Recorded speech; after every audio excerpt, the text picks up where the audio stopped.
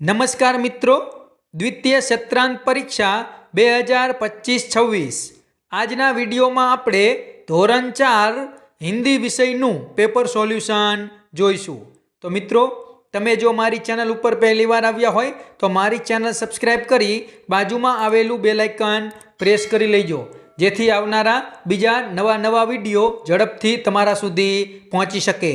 તો ચાલો મિત્રો, આજે આપણે ધોરણ 4 हिंदी विषयનું पेपर सॉल्यूशन જોઈએ.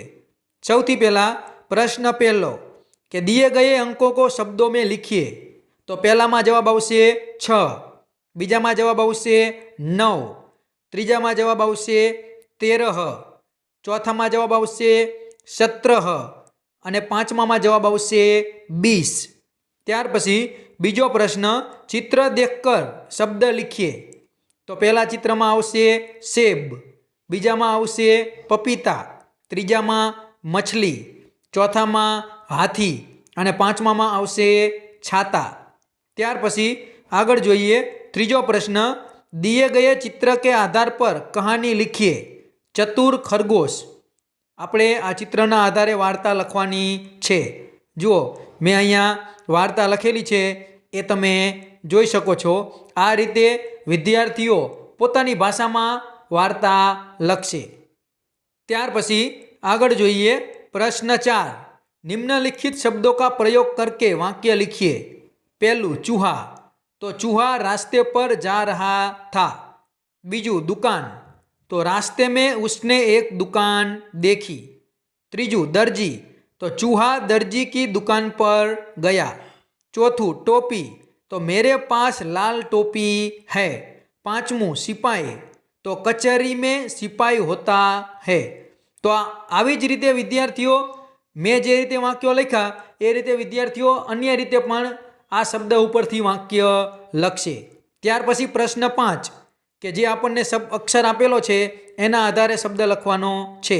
જુઓ, ઉદાહરણ તરીકે મેં લખેલા છે, વિદ્યાર્થીઓ કોઈ પણ શબ્દ લખી શકે. ગ તો ગાજર, ચ તો ચચરીડા, મ તો મટર અને ટ તો ટમાટર. ત્યાર પછી પ્રશ્ન 6 ખાલી જગ્યા પૂરો. તો પહેલી ખાલી જગ્યામાં જવાબ આવશે પઢતી, બીજી ખાલી જગ્યામાં જવાબ આવશે રહા હૈ અને ત્રીજી ખાલી જગ્યામાં જવાબ આવશે કરતે હૈ. ત્યાર પછી પ્રશ્ન 6બ એમાં પણ આપણે ખાલી જગ્યા પૂરવાની છે. તો પહેલી ખાલી જગ્યામાં જવાબ આવશે ઝોંપડિયા, બીજામાં જવાબ આવશે કુર્સી, ત્રીજામાં જવાબ આવશે ચૂડિયા. ત્યારબાદ આગળ જોઈએ પ્રશ્ન 7 સમાનાર્થી શબ્દ લખો. પહેલું નાપ. તો એમાં આવશે માપ. બીજું કચેરી. તો એમાં આવશે અદાલત. ત્રીજું સૈનિક. તો સિપાહી. ચોથું ઝટપટ. તો શીઘ્ર. ત્યાર પછી પ્રશ્ન 7બ વિલોમ શબ્દ લીખીએ. વિરોધી શબ્દ લખવાનો છે. પહેલું ચલના. તો આવશે રૂકના. બીજું હંસના. તો રોના.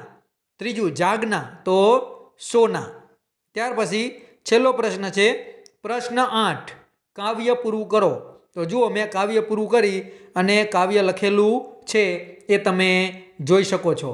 તો મિત્રો, આ હતું ધોરણ 4 હિન્દી વિષયનું પેપર સોલ્યુશન. જો આ વિડીયો તમને પસંદ આવ્યો હોય તો વિડીયો જરૂરથી લાઈક કરજો, તમારા બીજા મિત્રોને શેર કરજો અને તમે જો મારી ચેનલ ઉપર પહેલીવાર આવ્યા હોય તો મારી ચેનલ સબસ્ક્રાઈબ કરી બાજુમાં આવેલું બેલ આઇકન પ્રેસ કરી લેજો, જેથી આવનારા બીજા નવા વિડીયોની નોટિફિકેશન ઝડપથી તમને મળતી રહે. તો ચેનલ સબસ્ક્રાઈબ કરવાનું ભૂલતા નહીં અને આ વિડીયો પણ જરૂરથી લાઈક કરી દેજો. Thank you.